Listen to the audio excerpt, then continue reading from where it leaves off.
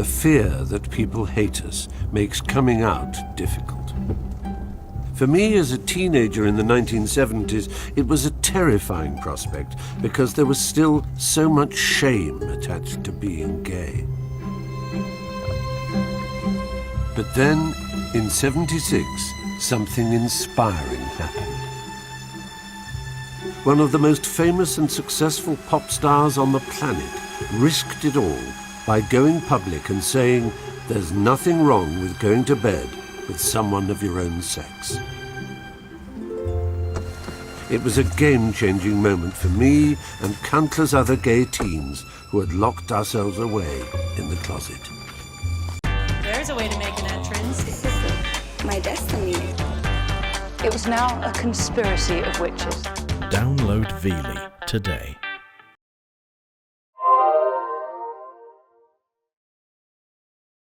Well, hello. Hello. Très bien.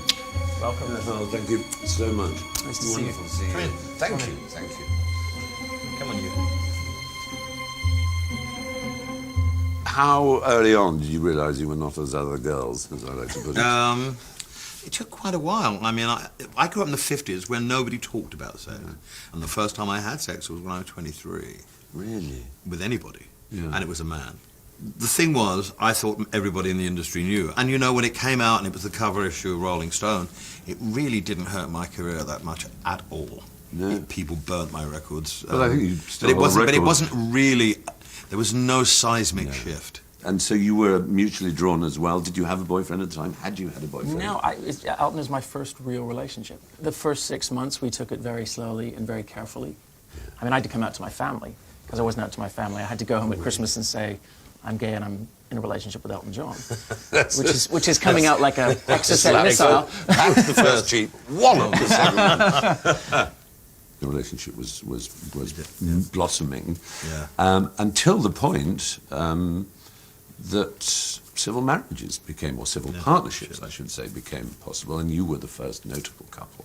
We did it on the first day that we could, on the 21st of December. We did it really to make a political statement, but the actual service and the actual occasion was so moving that it really changed our relationship. We did it for symbolic reasons and then had this tremendous sense of contentment afterwards. And now that we've taken on the responsibility of raising a child together, I couldn't feel any closer to Elton than I feel right now. There are those in the public eye who have said that, you know, a true family should be a man and a woman and a child, as in the usual conventional way. That I don't agree with at all. No. You can't get everyone in your side, and we don't need, you know, we just want to be good parents and prove people wrong. And I think we will, but I mean, you can't stop that kind of stuff. That's right.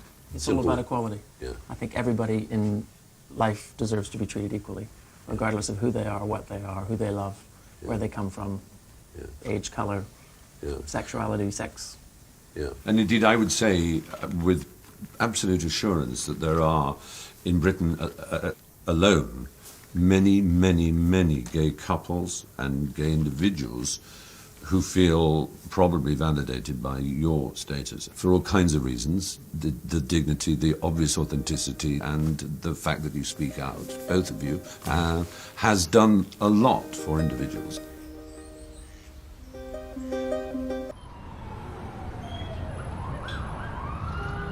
I couldn't leave Hollywood without some exploration of how the movie capital of the world deals with homosexuality. We've all heard the rumours about A-list stars hiding in the closet, but would actors really feel the need to do that nowadays? There's always a big question in people's minds is, if you're a male gay actor and you come out, does it reduce the number of parts you can play? Does it mean you can only suddenly play the camp best friend or some sort of villain? Can you play a romantic lead? Can you have a full career? Is it fair to ask gay actors to have to come out? Are they hypocrites for hiding their sexuality? I don't know. I'd be anxious to find out. The rain in Spain stays mainly in the plain. I think she's got it. Maybe hiding your sexuality is warranted in Hollywood because the audience wants to believe that the romantic lead or action hero is the real straight deal. Now once again, where does it rain? But there is an actor in this town whose coming out could be a sign that things are changing in Hollywood. Neil Patrick Harris now lives an openly gay life with his partner and their surrogate twins. Yet in How I Met Your Mother, he continues to play perhaps the straightest and most prolific womanizer on American television.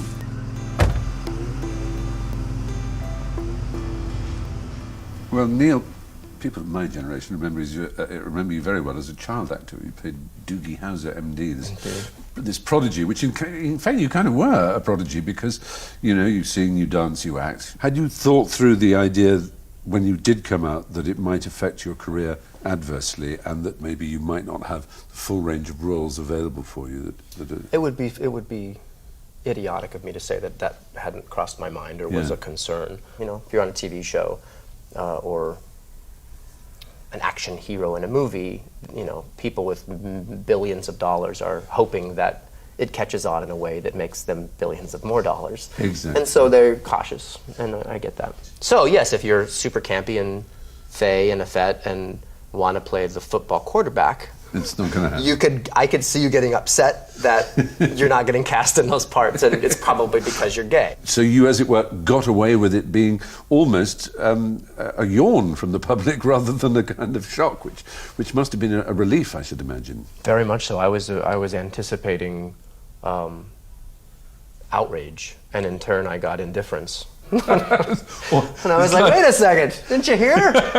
So I suppose all eyes are on you in a way because of the fact that you seem to be breaking this image people have that gay actors can't play straights. You've not only done it once, but you've got more films coming out in which you're doing it again.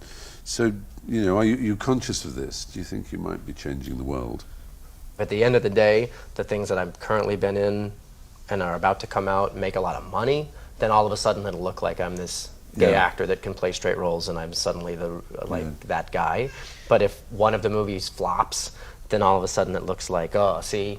Yeah. I like to give people more credit than to think that they're just going to watch me and think about sodomy. Absolutely. I hope I can amuse people more than that. Let's hope. But I'm not in control of those kind of things.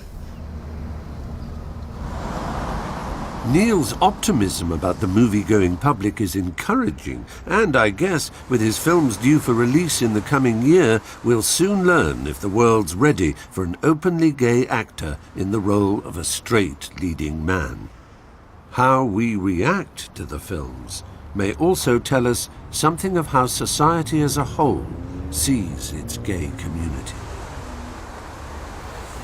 For all its faults, Hollywood is a pretty accurate reflection of the way most of the world is looking.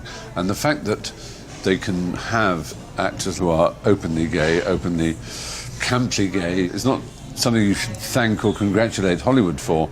You thank and congratulate the culture that Hollywood recognizes, accepts things like that.